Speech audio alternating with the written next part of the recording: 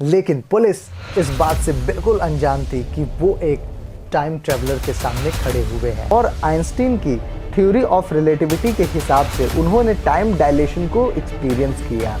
उन्होंने देखा कि जो फोटोज़ थी वो तो कीव शहर की थी, लेकिन वो बहुत पुराने कीव शहर की थी। जितनी भी फ़ोटोज़ थी 50s के समय की कीव शहर की थी।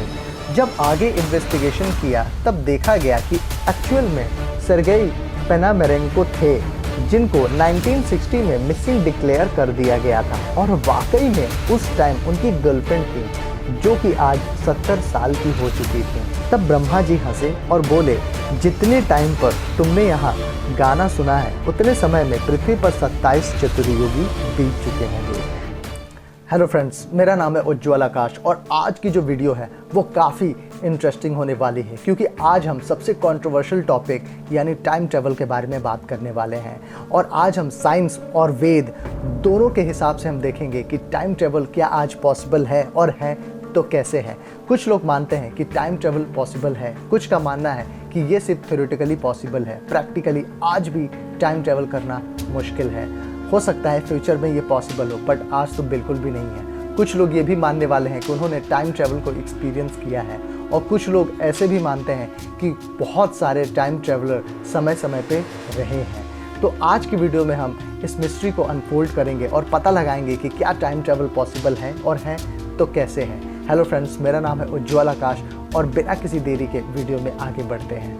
2006 कीव शहर में पुलिस को एक कॉल आता है जिसमें पता चलता है कि सामने वाला जो शख्स है जो बात कर रहा है वो काफ़ी घबराया हुआ है। जब पुलिस उसके पास पहुंचती है तब देखती है कि वो आदमी बहुत ही कंफ्यूज्ड है और उसको समझ में नहीं आ रहा है कि वो कहाँ पर है। लेकिन पुलिस इस बात से बिल्कुल अनजान थी कि वो एक टाइम ट्रैवलर के सामने खड़े हुए हैं। उस आदमी का नाम सर्गेई पेनामेरेंको है, और जब पुलिस उसकी आईडी उससे मांगती है तब वो अपनी आईडी पुलिस को देता है। और जब पुलिस उस आईडी को देखती है तो उन्हें काफ़ी अजीब लगता है, क्योंकि जिस कंट्री ने उस आईडी को इशू किया था असल में उस नाम का देश एग्जिस्ट ही नहीं करता। उस टाइम यूक्रेन सोवियत यूनियन का पार्ट हुआ करता था, लेकिन आज 20 साल से भी ज़्यादा हो गए हैं सोवियत को डिसॉल्व हुए। उस टाइम पुलिस ज़्यादा लोगों के आईडी पे ध्यान नहीं देती थी, लेकिन जो आगे हुआ वो और भी ज़्यादा अजीब था।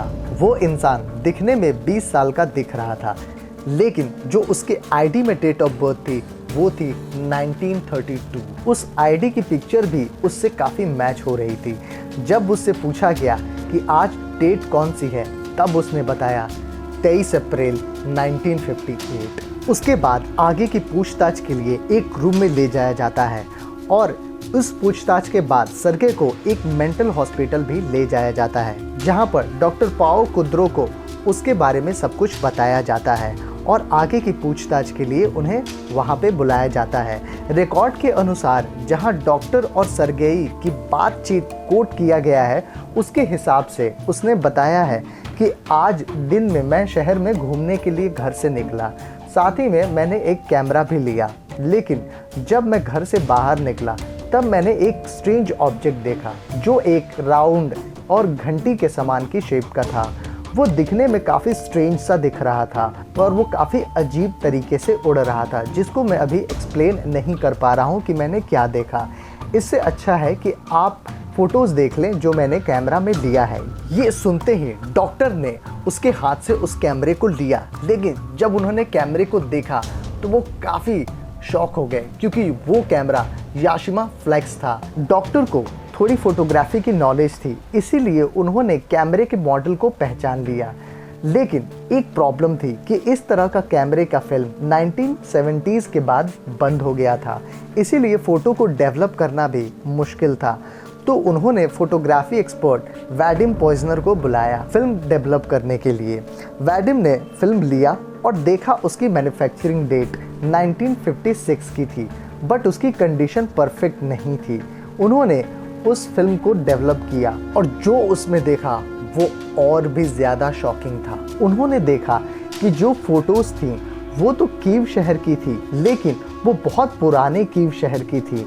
जितनी भी फ़ोटोज़ थी 50s के समय की कीव शहर की थी। और जो फोटोज़ में बिल्डिंग्स दिख रही थी वो तो आज की डेट में एग्जिस्ट भी नहीं करती थी। और उस फोटो में उस बिल्डिंग के साथ सरगेई और उनकी गर्लफ्रेंड दिख रही थी और वो उन्हीं कपड़ों में थे जैसा कि उन्होंने सामने पहन रखा था। और लास्ट फोटो वही था जो सरगेई ने जैसा डिस्क्राइब किया था। जब पुलिस ने सरगेई से यूएफओ के बारे में और आगे पूछताछ की तब सरगेई ने कहा कि क्या अब आप मेरी बात से कन्विंस्ड हैं? उसके बाद उन्होंने जवाब दिया कि जब मैंने फ़ोटो लिया तब भी मैं कुछ ज़्यादा समझ नहीं पा रहा था और जैसे मैंने पिक्चर लेके नीचे देखा तो मैंने महसूस किया कि मैं कहीं और पहुंच चुका हूं। डॉक्टर को साइंस का अच्छा नॉलेज था और उनको लगा कि अगर वो वाकई में यूएफओ था तो हो सकता है स्पेसक्राफ्ट सरगेई सहित पूरे यूनिवर्स में चक्कर लगाया हो स्पीड ऑफ लाइट की स्पीड से और उनको सेकेंड के अंदर ही वापस छोड़ दिया हो।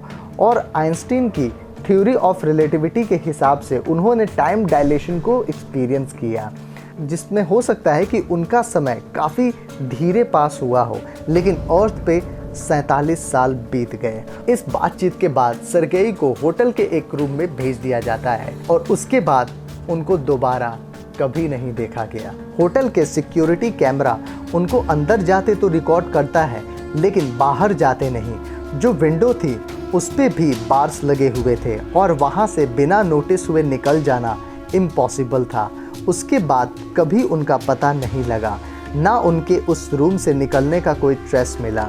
बस पीछे रह गया तो वो कैमरा और कुछ फ़ोटोज़ जिसने पीछे काफ़ी सारी मिस्ट्री को छोड़ दिया।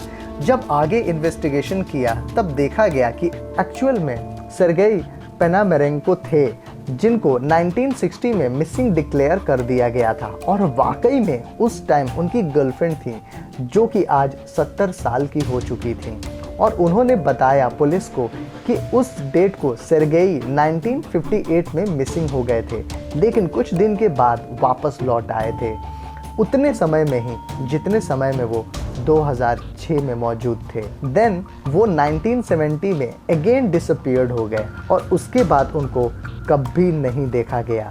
लेकिन उनके गायब होने के 1 साल के बाद उनके मेल पर एक फ़ोटो आता है जो सरगेई की थी और एक नोट भी था जिसमें लिखा था कि वो फ़ोटो 2050 की है और उसमें सरगेई थोड़े ओल्डर नज़र आ रहे थे और उनके पीछे काफ़ी लंबी लंबी बिल्डिंग्स नज़र आ रही थी और नोट में ये भी लिखा हुआ था कि वो जल्दी ही वापस आएंगे, लेकिन ऐसा कुछ भी नहीं हुआ। सरगेई की स्टोरी इंटरनेट पर काफ़ी वायरल हुई और इतिहास की सबसे ज़्यादा well documented time travel story के नाम से प्रचलित हुई। यहूदी साइंटिस्ट आइंस्टीन ने अपने स्पेस और टाइम के रिलेटिविटी का सिद्धांत दिया। उन्होंने कहा कि डिफरेंट प्लैनेट्स पर टाइम का कॉन्सेप्ट अलग अलग होता है। टाइम का रिलेशन प्लैनेट्स के रोटेशन के स्पीड पर डिपेंड करता है। इस इंफॉर्मेशन का संकेत हमारे ग्रंथों से मिलता है। पुराणों में कथा आती है कि महाराजा रेवतक के पुत्र ककुदमी की बेटी की हाइट बहुत ज़्यादा थी, इसी वजह से उनके लिए कोई वर नहीं मिल रहा था। इसी के सॉल्यूशन के लिए राजा योग बल की शक्ति से अपनी बेटी को लेकर ब्रह्मलोक पहुँचे। तब वहाँ गंधर्व गान चल रहा था तो इसीलिए वो कुछ क्षण के लिए रुके। जब गंधर्व गान पूरा हुआ तब ब्रह्मा जी ने उनको देखा और उनके आने का कारण पूछा। तब राजा ने अपनी सारी समस्या बताई। तब ब्रह्मा जी हंसे और बोले, जितने टाइम पर तुमने यहाँ गाना सुना है उतने समय में पृथ्वी पर 27 चतुर्युगी बीत चुके होंगे। एक चतुर्युगी मतलब 43,20,000 वर्ष। इसको आप मल्टीप्लाई कर दें 27 से, इतने समय बीत चुका होगा और 28 द्वापर समाप्त होने वाला है।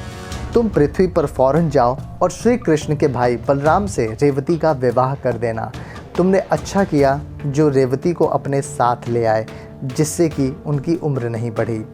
आइंस्टीन ने भी यही कहा है कि अगर कोई वस्तु 3 लाख किलोमीटर प्रति सेकंड की रफ्तार वाली किसी स्पेसक्राफ्ट से एंड्रोमेडा गैलेक्सी, जिसको दिव्यानी आकाशगंगा कहते हैं, उसकी तरफ जाए और लौट कर आए तो उसकी उम्र सिर्फ 56 वर्ष बीतेंगे, लेकिन असल में पृथ्वी पर 40 लाख वर्ष बीत चुका होगा।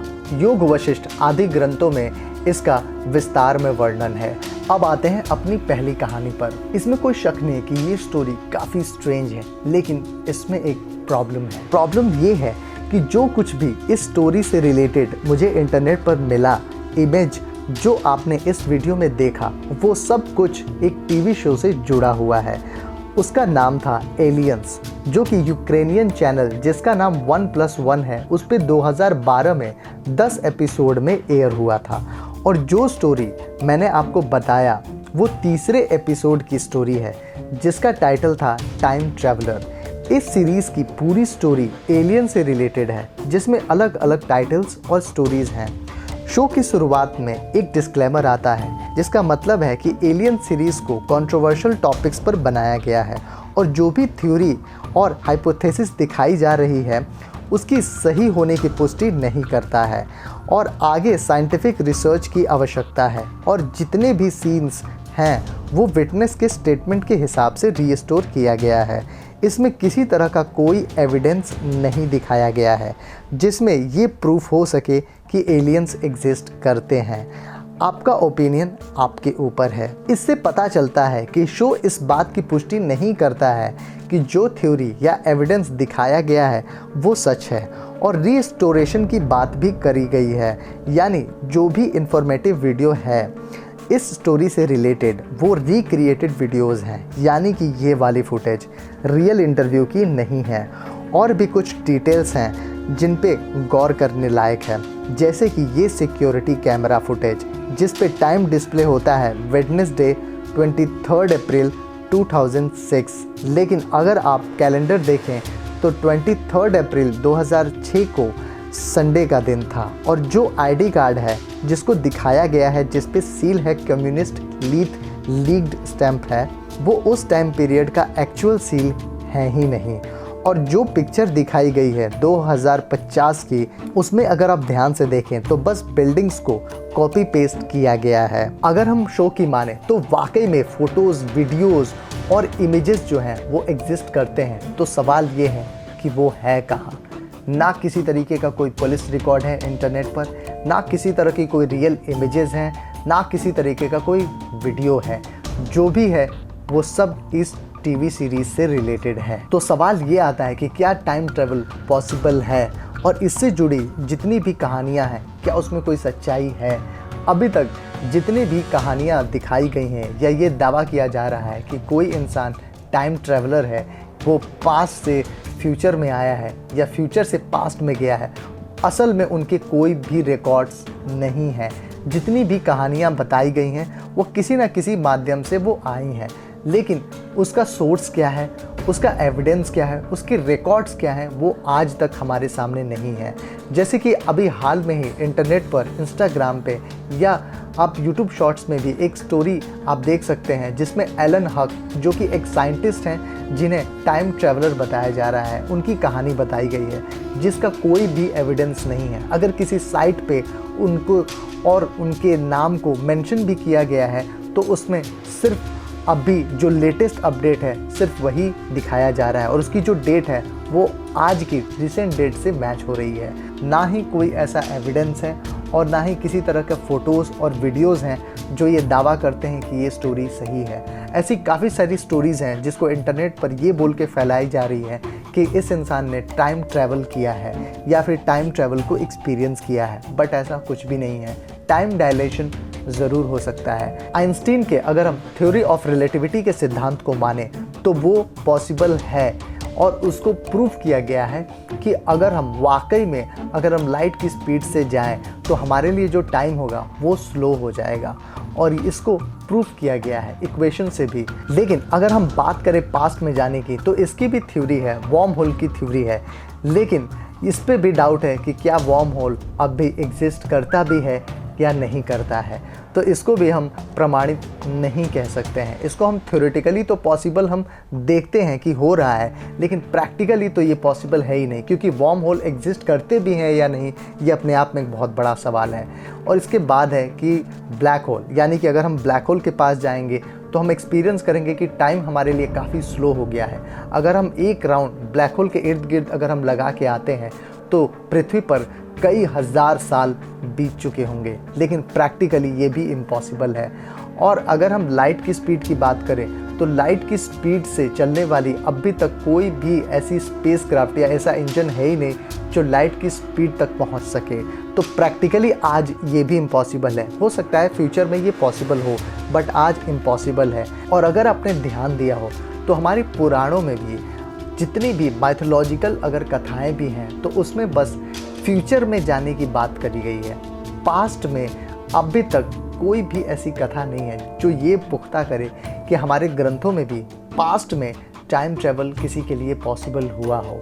हमेशा हमने फ्यूचर में जाने की ही बात करी है। टाइम जो है वो एक रिवर की तरह है जो एक सीधी लाइन में सिर्फ आगे की ओर फ्लो होता है, पीछे की ओर नहीं। तो हम उससे थोड़ा बहुत आगे तो निकल सकते हैं, लेकिन हम पास्ट में जाना आज के लिए तो पूरी तरीके से इम्पॉसिबल है। रही पास्ट में जाने की बात, तो जैसे हम जानते हैं कि जो स्टार्स हैं वो हमसे काफ़ी दूरी पर हैं और उनकी लाइट को हम तक पहुंचने में कई लाइट ईयर्स लग जाते हैं। तो जो हम स्टार्स को अभी देख रहे हैं वो हो सकता है कि वो उनकी आज की नहीं बल्कि कई लाइट ईयर्स पहले की स्थिति हो। तो ये तो कन्फर्म है कि हम जो स्टार को देख रहे हैं वो उसका पास्ट है। जैसे कि सन भी एक स्टार है और उसकी जो रोशनी है वो हमारे धरती तक आते आते 8 मिनट उसको टाइम लगता है। तो हम जिस सन को देख रहे हैं या जो उनकी लाइट को देख रहे हैं वो 8 मिनट की डिले है, यानी 8 मिनट का हम जो पहले की जो लाइट है हम उसको एक्सपीरियंस कर रहे हैं। तो ये हम कह सकते हैं कि हम उसके पास्ट को देख रहे हैं। तो जो भी हम स्टार्स को देख रहे हैं वो उसका पास्ट है, ना कि उसका प्रेजेंट है। हो सकता है कि बहुत सारे स्टार्स उनमें से आज मौजूद भी ना हो। अगर कोई लाइट ईयर्स की दूरी पर स्थित अगर वो कोई अर्थ को कोई देखे तो इसकी भी जो स्थिति है वो आज की नहीं बल्कि पास्ट की शो होगी। और लाइट की स्पीड से तो ट्रैवल करना आज की डेट में इम्पॉसिबल है। और क्या कहती है जनरल थ्योरी ऑफ रिलेटिविटी और वॉर्म होल क्या है, इसके बारे में भी हम बात करेंगे किसी अगले वीडियो में, क्योंकि ये अपने आप में एक बहुत बड़ा वीडियो हो जाएगा। आई होप कि ये वीडियो आपको पसंद आई होगी। अगर आपको ये वीडियो अच्छी लगी तो इस वीडियो को लाइक करें, शेयर करें, सब्सक्राइब करें और बेल आइकन ज़रूर दबाएं ताकि हमारे आने वाली जितनी भी वीडियो हैं वो सबसे पहले आपको विजिबल हो। और हम मिलते हैं किसी अगले वीडियो में। तब तक के लिए this is Ujjwal Akash signing out until we meet again.